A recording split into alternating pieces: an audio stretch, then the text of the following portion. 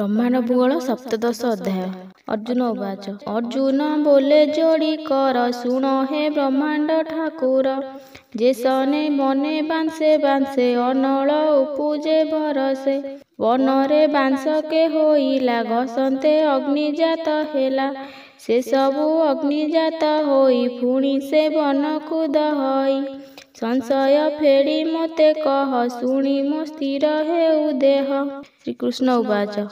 କହନ୍ତି କମଳ ଲୋଚନ ଶୁଣ ହେ ପାଣ୍ଡବ ଅର୍ଜୁନ। ଦେହକୁ ବନ ବୋଲି କହି ପବନ ବାଂଶ ସେ ବୋଲାଇ। ପରମ ମୁଖୁ ଅଗ୍ନିଜାତ ବୀଜକୁ ଫେଡ଼ଇ ତୁରିତ। ସେ ବନୁ ଅଗ୍ନିଜାତ ହେଲା ଦହନ କରିଣ ଲଭିଲା।